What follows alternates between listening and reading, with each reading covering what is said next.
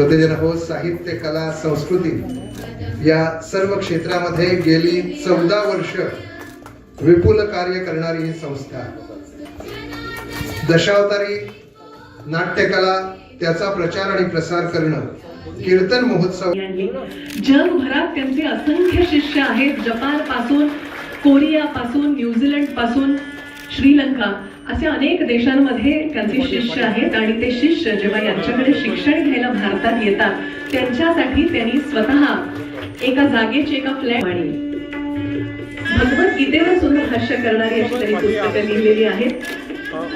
शाल, श्रीफळ, पुरस्कार आणि 10,000 रुपये असं या पुरस्काराचं स्वरूप आहे.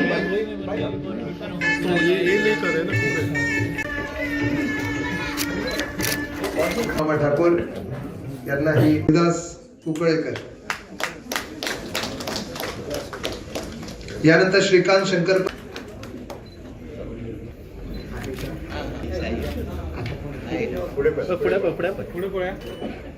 भोसले, नागेश विठोबा. पण तरी काही का असेना, पण आपल्या सर्वांच्या बरोबर एखादा डॉक्टर प्रेमानंद रामाणे यांच्या बरोबर एखादा फोटो घेऊन आपल्यासाठी सुद्धा तो एक अभिमानाचा क्षण असेल. कारण अशी संधी परत परत येणार नाहीये. प्रख्यात, जगविख्यात न्यूरोसर्जन, मी असं म्हणेन की या जगामध्ये 10 न्यूरोसर्जनची जर नावं काढली तर पहिल्या 10 मध्ये जर कोण असणार तर ते डॉक्टर प्रेमानंद रामाणे असणार. अशा प्रख्यात न्यूरोसर्जनच्या बरोबर फोटो घेणं हे आपल्याला बिल्वदलने दिलेली. डॉक्टर प्रेमानंद रामाणे यांच्याबद्दल बोलायचं तेवढं थोडंच. म्हणजे ज्या माणसाच्या नावाने एखादी सर्जिकल प्रोसिजर आज जगविख्यात आहे, फक्त भारतातच नाही.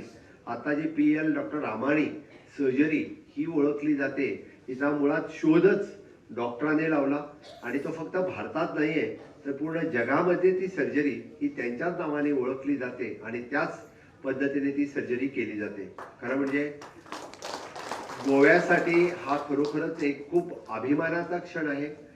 वाडी तळावले या ठिकाणी जन्माला आलेले डॉक्टर प्रेमानंद रामाणे हे कालांतराने गोव्यातून मुंबईला गेले. मुंबईला त्याने आपलं शिक्षण पूर्ण केलं.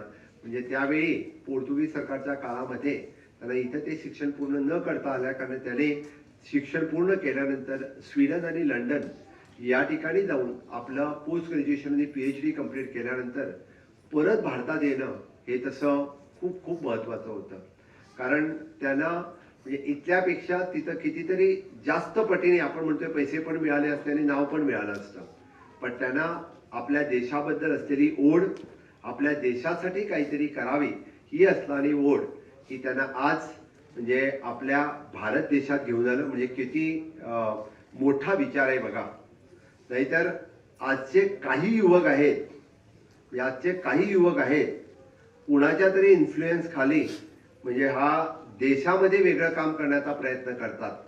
आणि 50 वर्षा अगोदर म्हणजे आपल्या देशासाठी आपलं सर्वस्व प्राण, म्हणजे आपण आपलं पूर्ण आयुष्य या देशातील लोकांसाठी काम करत करत म्हणजे देशातील लोकांसाठी करत राहावं हा विचार हा त्यांच्या मनात त्यावेळी आला. त्याने कधीही पैशाचा, नावाचा विचार न करता या भारत देशातील लोकांसाठी, विशेष करून त्याने आपला त्यावेळीचा म्हणजे गोवा मेडिकल कॉलेजमध्ये घालवलेला वेळ आणि कंटिन्युअसली दर गणेश चतुर्थीच्या वेळी 2 दिवस फ्री ऑफ कॉस्ट म्हणजे गोव्यातील लोकांसाठी ज्यांना न्यूरोसर्जरीचे प्रॉब्लेम्स आहेत त्यांना फ्री ऑफ कॉस्ट कन्सल्टेशन देणं एक खूप मोठी गोष्ट आहे.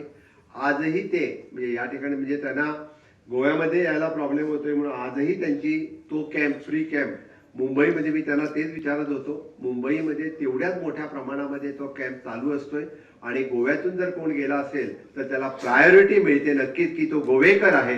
त्यासाठी डॉक्टर त्याला प्रायोरिटीने बघतात. ही आपल्यासाठी अभिमानाची गोष्ट आहे. ही आपल्यातली एक ओढ आहे की तो गोवेकर आहे म्हणून त्याला प्रायोरिटी देऊन डॉक्टर बघतात.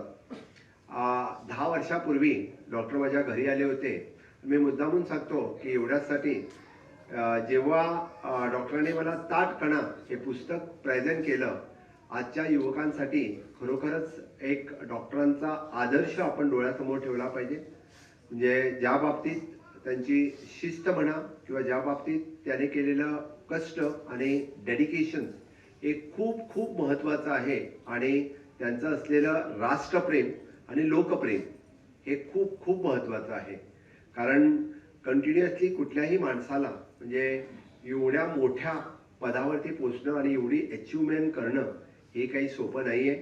त्यासाठी कंटिन्युअसली कष्ट, डेडिकेशन आणि फोकस करून काम करणं हे त्यांनी जे केलं आणि त्यासाठी म्हणजे नियमितपणा असणं हे फार गरजेचं आहे.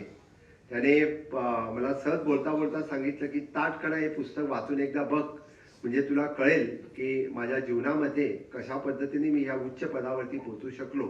मी खरोखरच सांगतो की डॉक्टरांचा आदर्श गोव्यातील तमाम युवकांनी घ्यावा. नक्कीच ते आपल्यासाठी मार्गदर्शक असतील, आपल्यासाठी प्रेरणादायी असतील.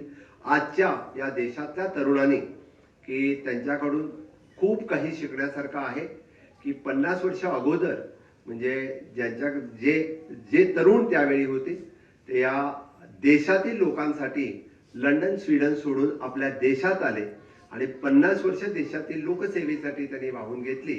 नाही ते इतर थोडे काही युवक आहेत की इतर देशासाठी काहीतरी करण्यासाठी या देशामध्ये येऊन म्हणजे गोंधळ घालण्याचा जो प्रयत्न करतात. मी त्यासाठी मुद्दामून सांगेन की खरोखरच म्हणजे डॉक्टर प्रेमानंद रामाणी सर की आपण गोवेकर आहात हा आम्हाला खूप खूप अभिमान आहे.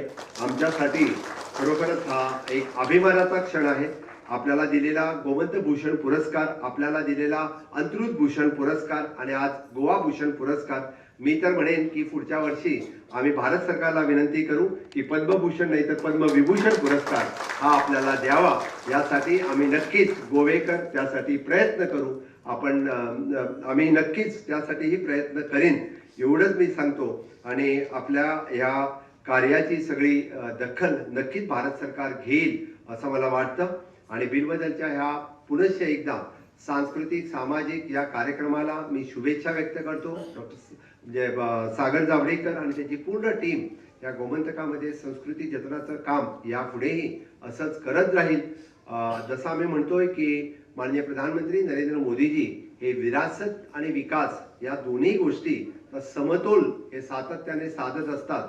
त्यामुळे विरासत आज आपण जे वैद्य मित्र या ठिकाणी आलेले आहात ते सगळेजण विरासत आहात आणि आपण ऍडव्हान्स सर्जरी ज्या आपण या ठिकाणी करतोय म्हणजे आयुर्वेदातून एम्स या ठिकाणी जे एस्टॅब्लिश झालं all India institute of the Ayurveda म्हणजे इट इज अन ऍडव्हान्स आयुर्वेदाचं हॉस्पिटल ज्या ठिकाणी भारत देशामध्ये कुठेही नाहीये ते हॉस्पिटल आपल्या धारगळ या ठिकाणी सुनिश्चित झालं आणि रिसर्च करण्याचं काम ज्या पद्धतीने या गोव्यामध्ये होतंय